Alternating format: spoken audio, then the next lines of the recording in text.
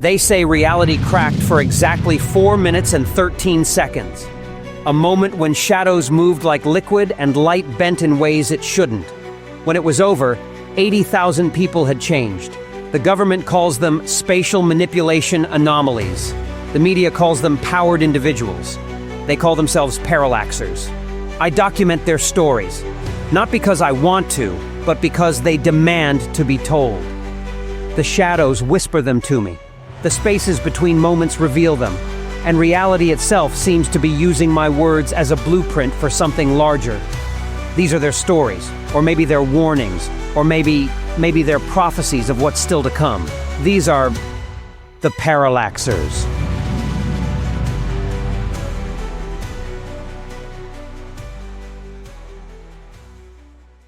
A 7-year-old boy in an oversized baseball cap broke reality. Years later, the pieces of himself he scattered across the multiverse are coming home. But something followed them back. Now Jaron must face not just his own fragmented consciousness, but the entities that have been using him as a template for something much bigger.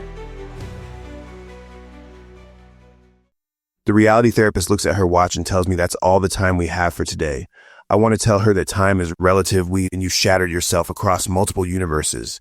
But that would probably just earn me another session. Besides, she wouldn't understand. No one does, except maybe the versions of me I left scattered across reality like broken mirror shards. Let me tell you about the night I broke the multiverse. I'm hanging upside down in a tube of pure parallax energy, about to either save or destroy reality, and all I can think about is how this probably started with my dad's baseball cap. The one I was wearing when he died. The one that was too big and kept falling over my eyes while I accidentally turned my second grade class into butterflies. This is how a 7-year-old breaks reality. First, you lose your father. Then you get powers that shouldn't exist. Then some well-meaning social worker tells your mom there are facilities for kids like you. That's when something inside you snaps. Not your mind, but reality itself. The human consciousness isn't meant to manipulate the fundamental forces of existence. So it does what any overloaded system does. It fragments. Splits into manageable pieces, aspects of yourself scattered across different universes, like a cosmic coping mechanism. The ego soared away, believing he could rebuild everything perfect. The doubt hid in shadows, knowing only destruction awaited. The love fled to heal other worlds, unable to face this one's pain.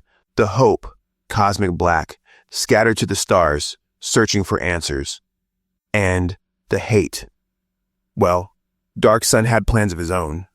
I got to keep what was left, the reality, the base consciousness that all the others split from, the kid in the too big baseball cap who just wanted his dad back. For years I told myself it was fine, learn to live with fractured powers, sometimes flight, sometimes strength, sometimes nothing at all, like trying to run a nuclear reactor with most of its core missing. The therapist called it progress, said I was managing my abilities. Then Dark Sun started hunting down my other aspects. Here's a fun fact about cosmic forces. They don't like being separated. When you split fundamental aspects of reality, they try to reunite, usually violently. Now imagine those aspects are pieces of your own consciousness, and one of them decides it wants to be in charge. I was in a bar when Cosmic Black found me. He flickered into existence next to me like a dying star, ordered a scotch and said, "The doubt is gone. The ego too. He's consuming them." I didn't have to ask who he was. I could feel it. The pieces of myself being absorbed, corrupted by something that wasn't just darkness, but the absence of reality itself.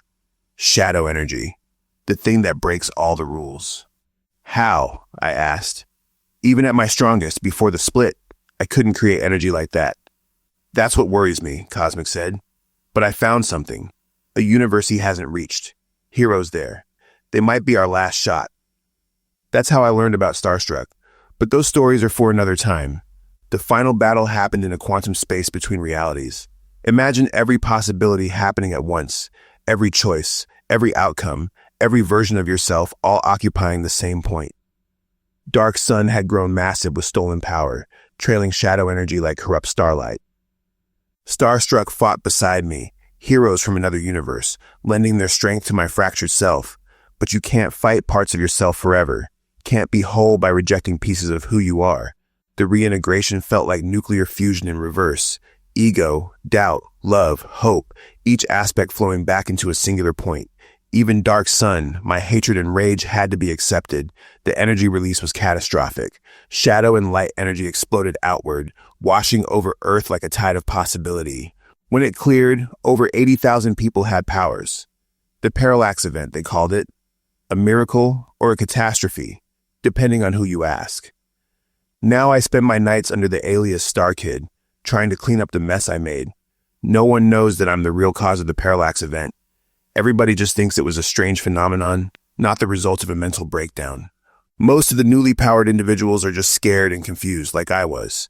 Some become heroes, some become villains, and some, like Maxwell Albright, try to weaponize the residual energy. Which brings us back to this tube of pure parallax energy I'm currently floating in.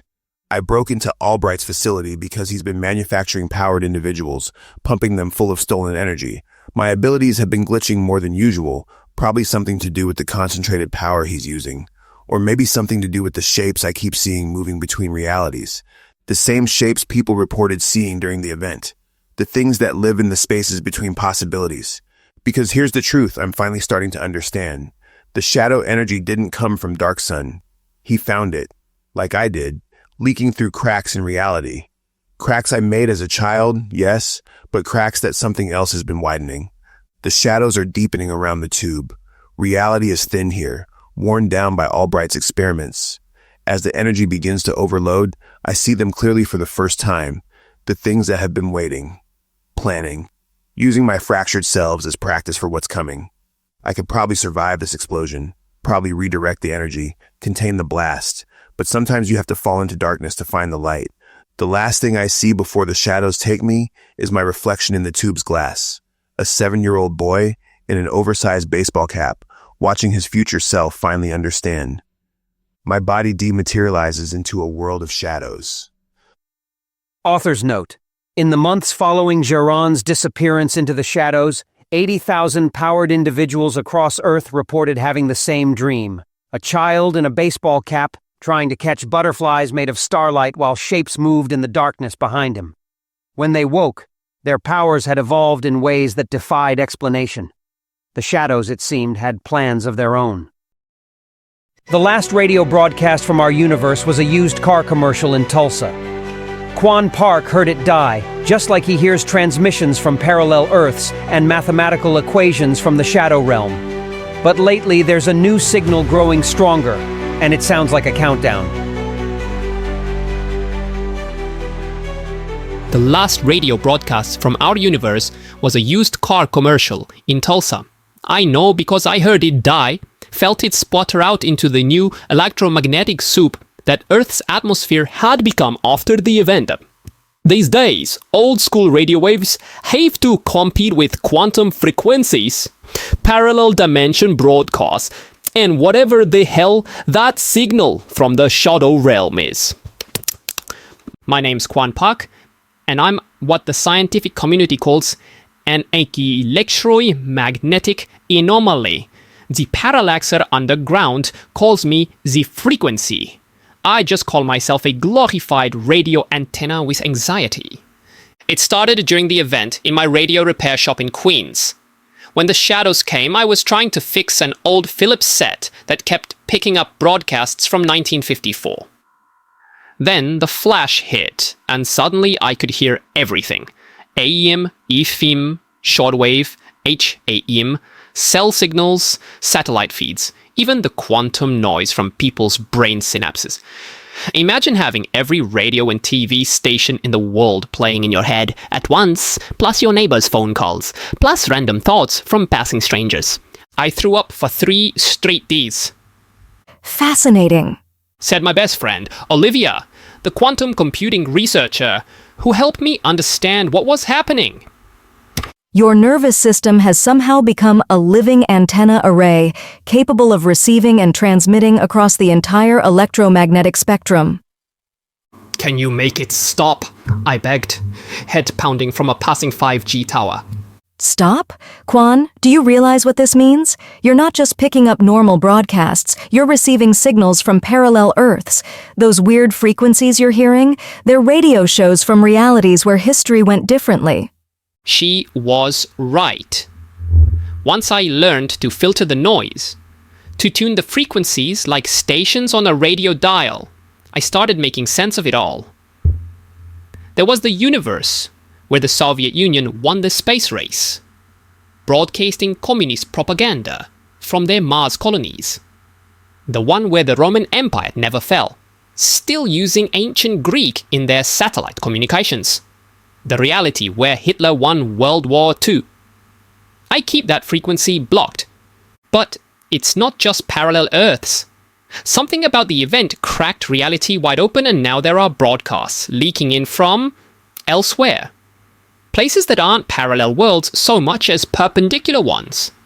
Realities that operate on completely different physics. The first time I picked up the shadow frequency, I thought I was having a stroke. It wasn't sound or data, it was pure mathematics. Equations that describe the fundamental structure of reality itself. When I showed the transcripts to Olivia, she locked them in her lab and wouldn't talk about them for a week. I opened my repair shop again, but with a new specialty. People bring me devices that pick up impossible signals that connect to networks that shouldn't exist. A teenager's phone that only receives texts from her dead sister. A GPS that shows roads through time instead of space. A smart speaker that channels voices from the collective unconscious. I fix them. Or sometimes I explain why they shouldn't be fixed. The government found me, of course, offered me a consultation position with their electromagnetic surveillance division. I turned them down. They suggested reconsidering. I broadcasted their classified frequencies on all channels for an hour. They stopped asking. But it's not all weird signals and quantum static. Sometimes I pick up things that matter. Distress calls from other parallaxers, being hunted by containment teams, coded messages from the resistance, transmissions from others, like me in different realities, building a network across dimensions. That's how I learned about the signal. It started as a whisper in the quantum frequencies, a pattern repeating across multiple realities. At first, I thought it was just background radiation from the event. But it's growing stronger. The shadow realm frequencies are responding to it. Even the parallel Earths are starting to notice. It's like a beacon. Olivia said, analyzing the waveforms in her lab. Or a countdown. To what? I don't know. But look, the mathematical structure is identical to the equations from your shadow frequency transcripts. Whatever caused the event, whatever cracked reality open and gave us these powers, it's not finished. The signal is calling something. Or something is trying to call through. Last week I picked up a transmission from a version of Earth that had its event 3 months before ours. The broadcast cut off mid-sentence. When I tuned back to that frequency, there was nothing but quantum static. That Earth's entire electromagnetic spectrum had gone dark. 2 days ago, I started hearing the signal in my dreams. Not through my power. Actually hearing it like it's bypassing the electromagnetic spectrum altogether. Olivia's worried. She's detected similar patterns in her quantum computing experiments. This morning I picked up a new frequency. Not parallel, not perpendicular, but angular. The transmission was brief, just 3 words in a language that shouldn't be possible to speak. When I wrote them down, the paper kept trying to fold itself into shapes with too many dimensions. I've started broadcasting warnings, seeding them through the frequencies. Some in code, some clear and plain. Something's coming. The event was just the beginning. Reality isn't just leaking between parallels anymore. It's being deliberately breached. The shadow frequencies are getting louder. The seagull is gaining harmonics. And yesterday, that used car commercial from Tulsa finally stopped broadcasting its endless loop into the quantum void. in its place. Static.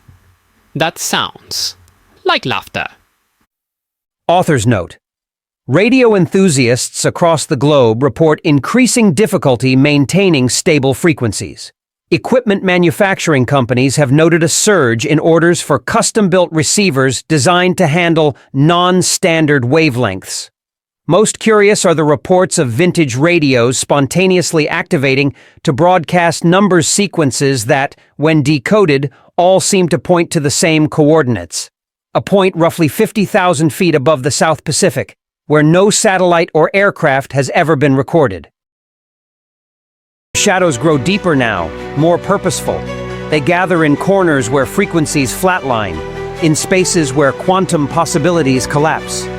Some say if you stand in the right spot, in the moment between 1 second and the next, you can hear Kwan's voice through every radio at once. Not a warning anymore, but an invitation. Meanwhile, the boy who shattered himself across realities is coming together again. But what returns may not be what left. BACR maintains no official record of these events, though their highest security facilities now require quantum shielding against what they call consciousness bleed through. The displacement underground has issued one final warning. Reality isn't breaking. It's remembering what it used to be. And somewhere in the static between stations, in the void between choices, the shadows are teaching it how to change back. The question isn't whether we're ready. The question is whether we'll recognize ourselves when it's done. WE have reached the end of Volume 1, but there is more stories to tell, more shadows to reveal. Until next time, this is the Parallaxers.